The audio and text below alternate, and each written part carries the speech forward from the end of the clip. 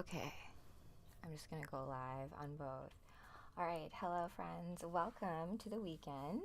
I'm your host for this live stream, Jean Gray. What we're gonna be talking about today is something, it's like an infusion of, like, let's say, the medical and the magical. Just from a perspective of when we're talking about psychosomatics. I guess I should have put that as like in the topic. But what are psychosomatics? And I also have a comic book read that we're going to go over a bit today as Jean Grey, because we're going to talk a little bit about like past self, future self, how you infuse those together so that you end up going forward. Hey Jesse, I need to, where is this? Okay. I was going to do the chart reading, but I'm not going to do that just yet. We are in Pisces season, so there's a lot of dream energy afoot right now. So this level of, as I said, like psychosomatics is your infusion of your body and your mind. So this idea of if we hold in energies that are, grief or anger or rage or these types of like emotions that are not as like, well liked, right? Not like joy or laughter or all of these kind of like, we want to feel light, yes, but there are times that when emotions do come and hit, and it can be emotional, right? So, that being the case, what do we do with that? There are ways to kind of do that in a very positive way, right? So, actually, I should have actually played the X-Men theme song too. I wanted to go over, oh my gosh, let me put this. Okay, so I wanted to talk about psychosomatics in a sense of like psycho being psyche and then body being soma. So this idea that your mind and body connection, and that is not to think about it negatively, but to think about it as a way to heal thyself, right? Hey Keaton, how's it going? Happy weekend, my friends. Welcome to the weekend. I am, oh my gosh, I need to mirror. I should set that if I'm having any comic book, so you can, and it always screws me up at first. I am Jean Grey. So we're not going to do a full read of this. This is going to be more of a way to talk about Jean and haven't heard that term. Oh yeah, cybernetics. Okay, so the reason why I'm bringing this up, you guys, is you can see I have a mushroom background behind me. So we had a new moon on Thursday, and on Thursday I had a magical mushroom ceremony. Myself and my hubby, I really needed it. I was going through a really hard time. We lost our doggy Mooch, as well as it has been a really hard year for me. I lost like my uncle, both my uncles actually in the last year, and that's all just been hard. And my cat as well. Like, so it's kind of like almost like these portals open, and I am very hyper aware of the fact that death is not an ending, that it's just a transformation of energy, right? We are electricity and made of like the universe. And so the grief that we feel are those like, you lost your uncle on February 14th. Oh, Keaton, I think you mentioned that earlier, that you were going through something. So I'm with you on that. I feel, my heart goes out to you, Keaton. Yeah, it's us who are here on this plane, on this material plane, who honor those who go off to the next dimension, the next higher levels, because I do feel like there is a portal at this time of year.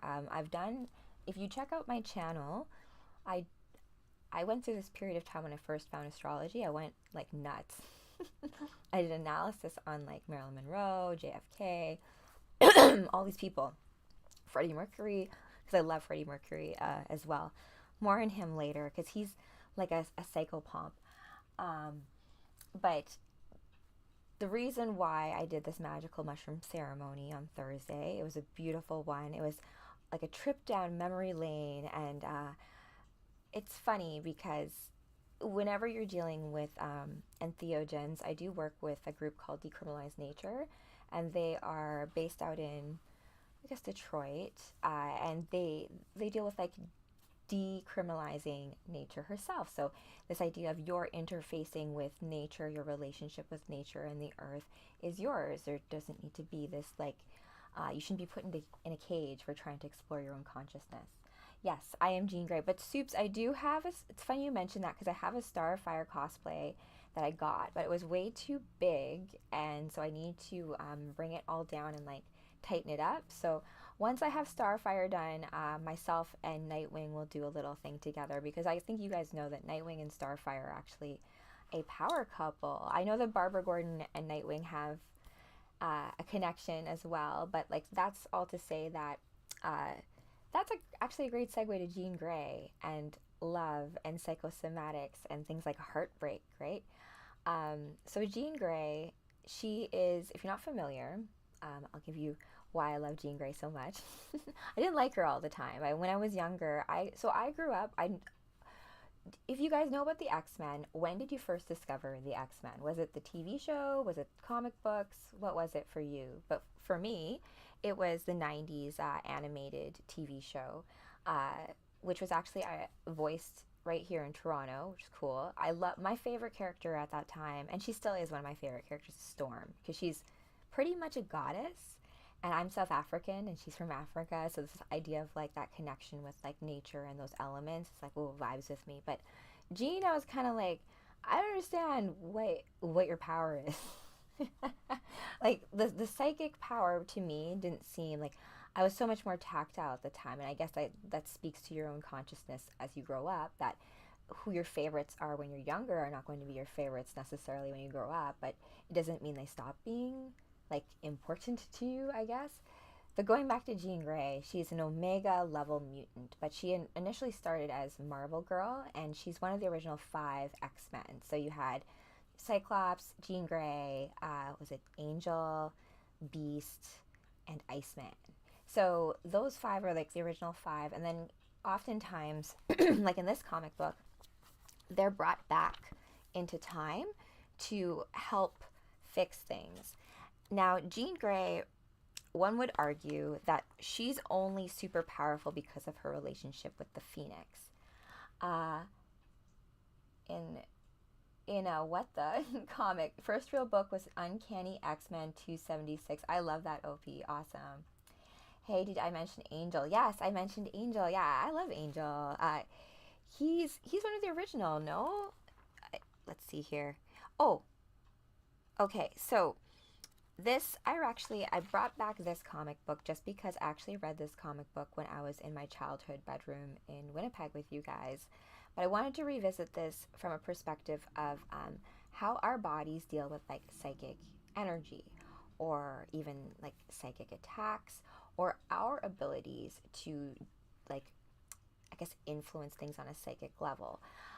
Now, before we get all like hokey and woo and we start doing this and like lightning starts to come out. Although I do love how Jean's psi powers look, like the pink like plasma or whatever that is. And I love that about comic books specifically. It's how they're able to illustrate ineffable concepts, like having psychic powers. Like, what does that look like if we were to see it, right? Because these things are elements that exist in an unseen realm. And so for us to conceptualize them and to understand them and like maybe even bring them into form into real life, that's why like I do think comic books are quite magical in being able to show that. You can even see here like Jean has her like shield and sword, but they're a psychic shield and sword. So this way of like if we think of even when I was Green Lantern, this idea of your will and your imagination forming something that creates something that is of your mind first, and there's definitely a tell in that, right?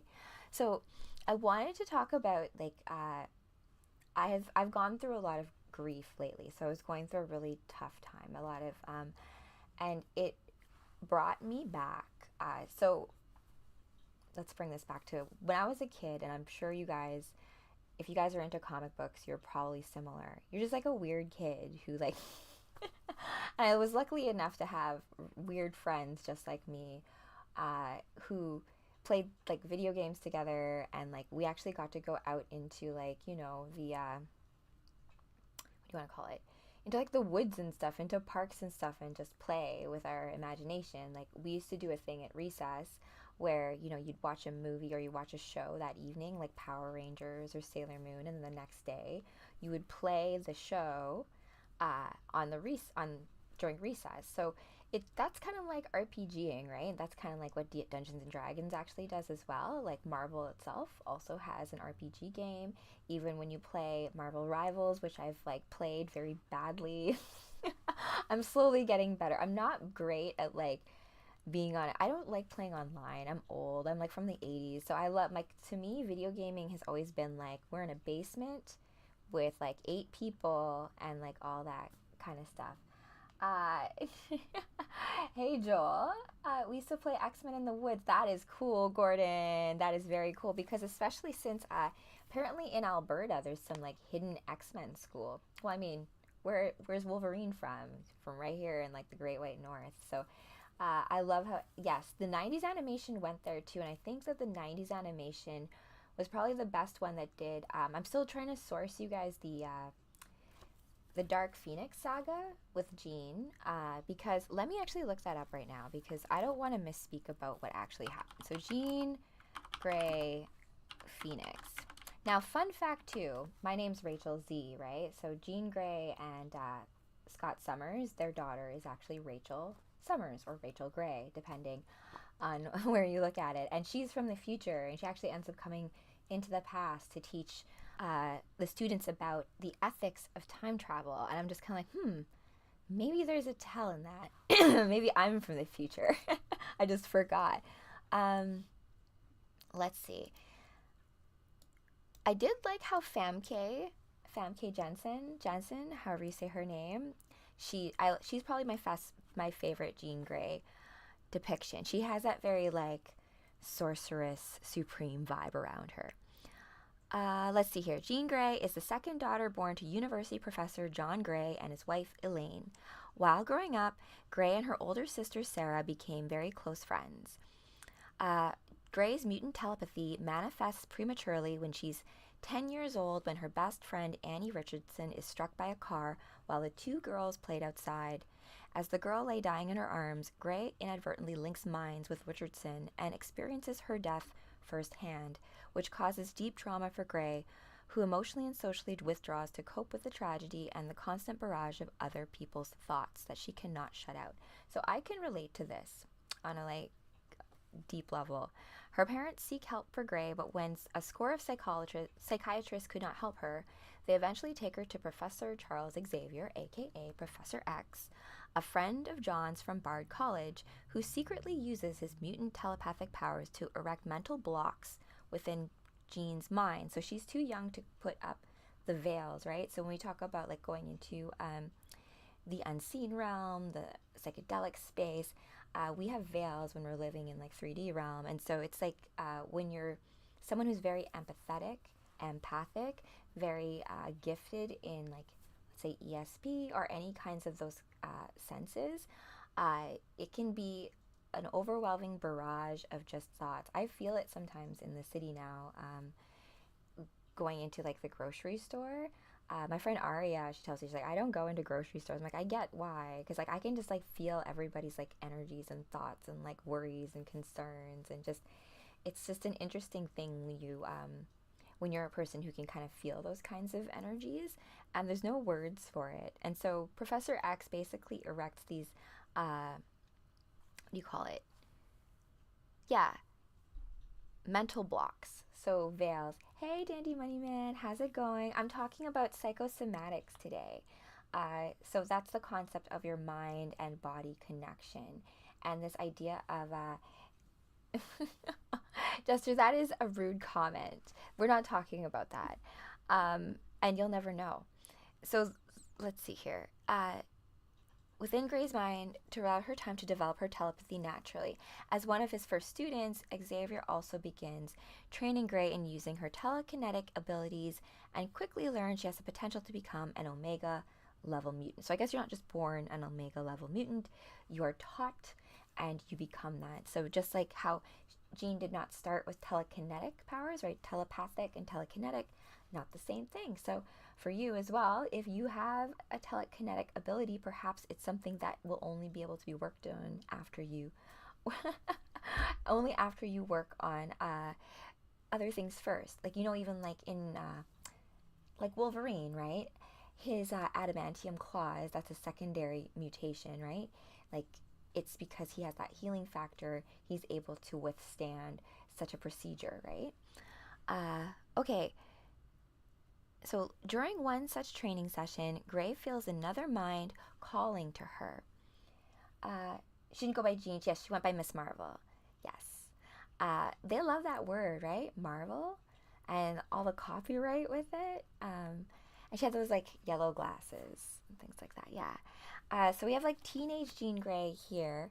This is a cool read. This is book 2 of. So the first part of this, Jean Grey, the teenager, the phoenix is coming for her, so she's trying to avoid it. So she thinks she's being like haunted, but it's really by her future self, or not her future self, her dead future self. And Doctor Strange does a seance for her to contact her. So it's Jean and Jean, so you can kind of see there. It's like her etheric future self and like her teenage self. And it's like interesting, right? Because your older self, I don't know if you've ever done this like thought experiment where you have like memories of yourself being younger and you're like, would I do things differently, right? If I could like talk to myself at like 16, would I like not go on that date with that awful guy who broke my heart? Because that's what I also want to talk about psychosomatics, is that things like heartbreak, you know, a heartache, that kind of situation. It's not you can't quantify that. Is there a test? Is there some sort of diagnostic tool for a broken heart? I guess I've always been a poet, so I think that when I went back to Winnipeg, I found a lot of like old like love songs and love poetry that I wrote. I'm like, maybe I can resurrect this in some sort of way. But I used to be one of those girls that like, it took me forever to get over breakups. I could never understand how people could just bounce to another person, but maybe that's just because of my sign. Dandy Moneyman, if you're still there, if you're someone who can't get over a breakup, like I was told it takes double the amount of time to get over someone than the relationship. I don't know. That might not be for everyone. Fix my beanies. Okay. Whew. All right. Okay. I wanted to talk a little bit. Yes, I'm going to actually target my my talk today because I wanted to talk about your mind connection to your body and how you can make yourself sick and you can make yourself well, but also to like bear in mind that your mind also needs help with things like nutrition and things like that too. But Marvel Girl, oh yes, that's right. What do we call her before Gotham Village? It was Marvel Girl, and then she grows up and becomes like, I'm just gonna go by my name, Jean Grey. Let me go on with like what else she talks about, because I wanted to talk about her connection to Phoenix, because there's this element of Dr. Manhattan with Jean Grey. She's almost like got this, to me, this like female version of Dr. Manhattan in her, because when she interfaces with the Phoenix, and there are other hosts to the Phoenix, we've read that in Avengers versus X-Men, but Jean's very special. She's a perfect host for the Phoenix. Oh, I'm sorry, Cadillac Jack. Okay, so Jean's a powerful telepath who can detect minds and read the thoughts of others. Let me see here.